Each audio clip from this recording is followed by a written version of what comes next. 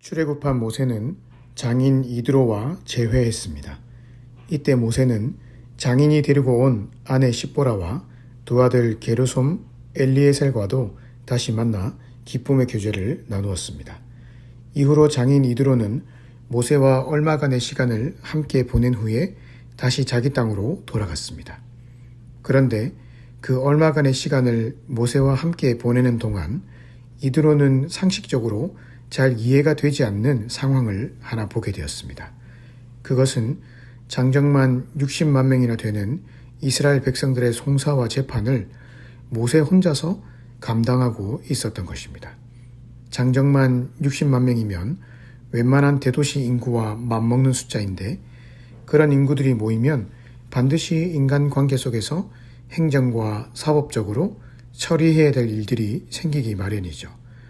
그런데 16절에 보니 백성들이 작은 일들 하나만 생겨도 그것을 모세에게 해결받기 위해 가져온 것입니다. 그러다 보니 14절에 모세는 아침부터 저녁까지 하루 종일 그 일들을 처리해 주느라 정신없이 바쁜 나날을 보내고 있었습니다. 이드로가 이 모습을 보니 너무 황당했던 것이죠.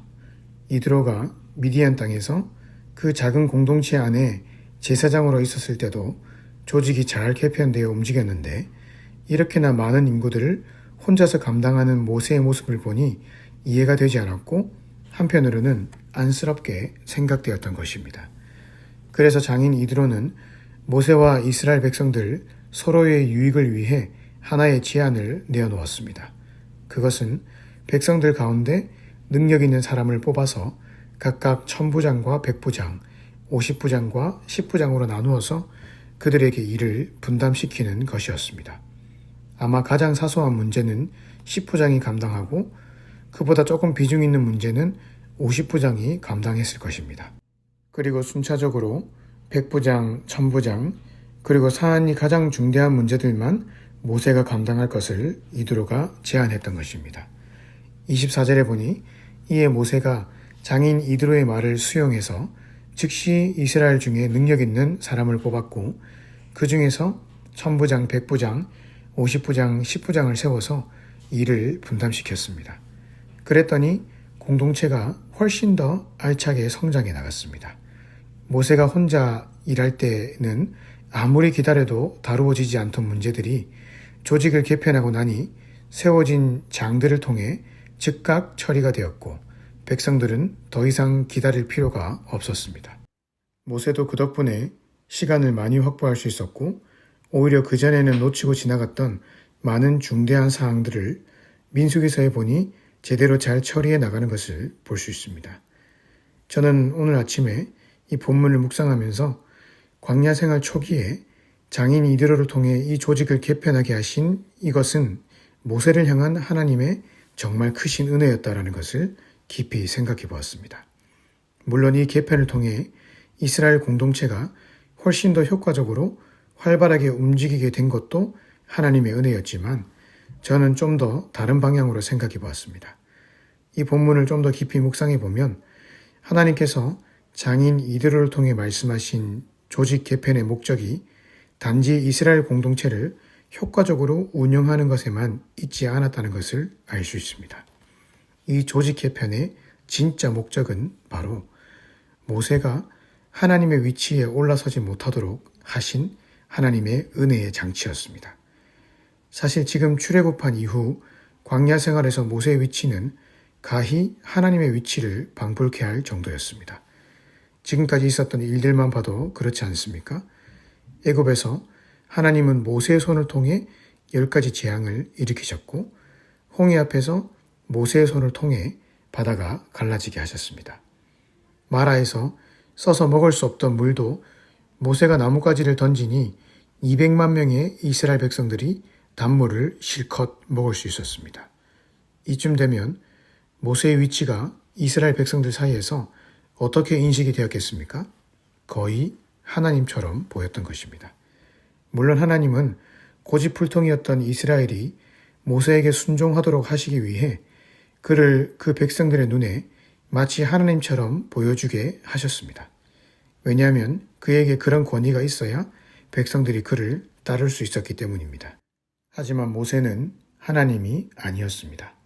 다시 말해 계속되는 그런 하나님의 높이심, 백성들의 칭송, 자신의 손으로 이루어지는 기적들을 볼 때 그의 마음에도 내가 하나님의 위치에 올라서려는 마음이 얼마든지 들어올 수 있었던 것입니다. 그런 모세가 오늘 본문에서 백성들의 사소한 일들까지 판단해주고 행할 길을 가르쳐주고 있었던 것이죠. 물론 모세가 지금 교만한 마음, 자신이 하나님의 위치에 올라서려는 그런 마음으로 그 일을 했던 것은 아닙니다. 하지만 계속 혼자서 이 일을 감당하다 보면 내가 없으면 이 공동체는 안 된다 라는 그런 의식, 내 판단과 내 선택이 마치 진리라고 하는 그런 교만함이 싹틀 것이 분명했습니다. 그래서 하나님이 광야 생활 초기에 가장 적절한 시점에 이드로를 통해 조직을 개편하게 하신 것입니다. 그래서 모세가 이스라엘의 왕이 아니라 하나님이 이스라엘의 왕이시고 모세와 다른 장들은 그 하나님 안에서 함께 일하는 동력자임을 알게 하셨던 것입니다. 교회는 바로 이런 곳이 되어야 합니다. 그 누구도 교회 안에서 절대 권력을 휘두를 수 없습니다. 교회 안에 절대 권력자는 오직 하나님 한 분밖에 없습니다. 우리는 모두 그 하나님 안에서 함께 동력자 된 자들이죠. 물론 교회 질서를 위해 조직을 만들고 결정기구를 만들기도 하지만 그 결정기구와 조직은 구성원들 간의 상하 관계를 나타내는 이정표가 아니라 단지 교회 질서를 유지하기 위한 구성 조직일 뿐입니다. 그런 의미에서 교인들이 그 결정기구를 존중하는 것이지 상하 관계라는 개념에서 존중하는 것이 아닙니다. 성도들은 모두가 똑같은 왕 같은 제사장들이고 모두가 평등한 동력자로서 하나님을 섬기고 있습니다. 하지만 역사를 볼 때 교회들이 타락할 때는 항상 권력이 한 곳에 집중되었을 때 발생했습니다. 중세 교황들을 보십시오. 자신이 마치 교회 안에서 하나님인 양 군림하기 위해 면죄부를 판매하고 축복권을 남발하고 자신들이 만든 책을 성경의 권위와 똑같은 위치에 올려놓았습니다. 그때 교회는 무너지기 시작했던 것이죠. 성직자의 권위는 하나님이 세워주시는 것이지 인간이 자기 입으로 자기 권위를 세우는 것이 아닙니다. 그러니 결국 교회는 분열되었고 정작 교회를 통해 은혜 받아야 될 사람들이 교회를 통해 상처를 받고 교회를 떠나게 되었습니다. 그래서 김동호 목사님은 높은 뜻 승유교회를 개척할 때 초창기 교회 안에 어떤 직분도 주지 않았다고 했습니다. 장로, 권사, 집사, 구역장도 다 없애버렸습니다. 심지어 대표기도도 없애버렸습니다. 왜냐하면 대표기도를 시키면 자신이 대표인 줄 알까봐 말입니다. 그리고 어떤 직분을 맡기면 그 직분의 감투 속에서 하나님의 자리에서 교회 안에서 군림할까봐 말입니다. 물론 이것은 그 목사님의 독특한 목회 철학이라서 모든 교회에 적용할 수는 없습니다. 하지만 적어도 하나님만이 주인 되시는 교회를 만들기 위한 그분의 중심은 너무나 존경스러웠습니다. 우리 교회도 하나님만 주인 되시는 교회가 되어야 합니다. 내가 어떤 직분과 직책을 맡고 있다면 그 자리에서 더 낮아지고 겸손히 하나님과 성도들을 섬길 때 그 교회는 하나님이 주인 되시는 교회가 됩니다. 지도자들이 마치 자신에게만 축복권이 있는 양 자신에게 와서 다 기도받으라고 말하지 않고 성도들도 똑같은 제사장으로서 동일하게 서로를 축복할 수 있는 줄 알고 그 앞에 머리를 숙여 나를 위해 기도해달라 라고 말할 수 있는 교회가 하나님이 주인 되신 교회입니다. 권력이 집중되는 순간 그 교회와 공동체는 내리막길을 걷게 됩니다. 그것을 오늘 본문도 이야기하고 있고 역사도 생생히 우리에게 증언하고 있습니다. 우리는 성경과 역사를 통해 이 소중한 진리를 가슴에 잘 새겨야 합니다. 누구도 교회의 주인이 아니라 하나님만이 이 교회의 주인이라는 사실, 그리고 어떤 한 사람에 의해 좌지우지되는 공동체가 아니라 서로를 동력자로 인식하고 함께 일을 분담하며 세워가는 공동체, 바로 이런 인식이 오늘 우리 교회를 아름답게 만들어 나갈 것입니다. 오늘 하루도 우리의 주인 되신 하나님 아버지 앞에서 서로 함께 동력하며 함께 세워주는 아름다운 공동체를 이루어 나갈 수 있기를 주님의 이름으로 축복합니다.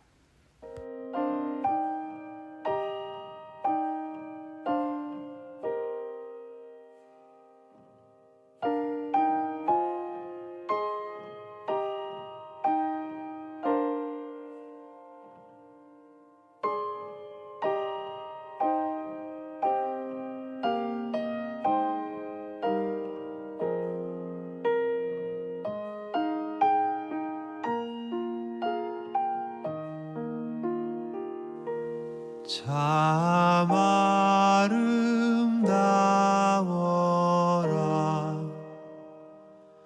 주님의 세계는 저 솔로몬의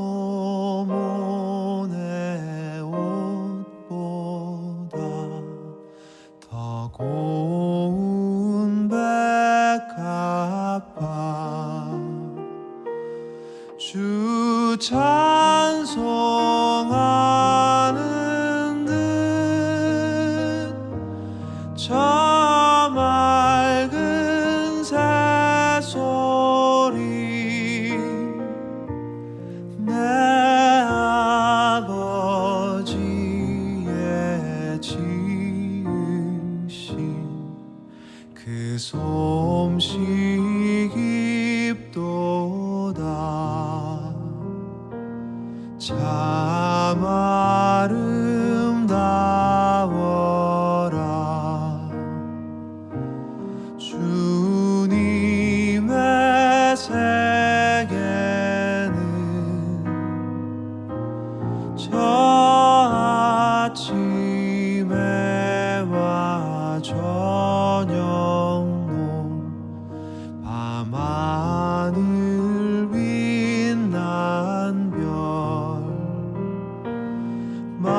망망한 바다와 늘 푸른 봉우리 다 주 하나님 영광을 잘 드러내도다.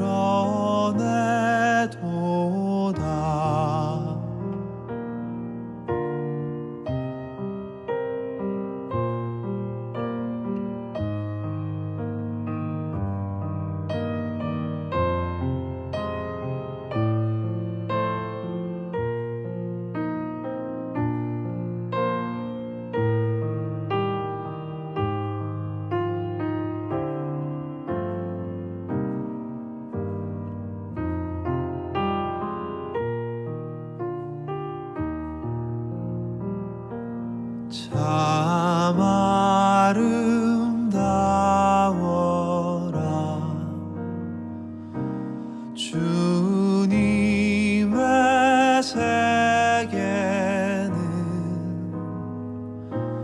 저 산에 부는 바람과 잔잔한 시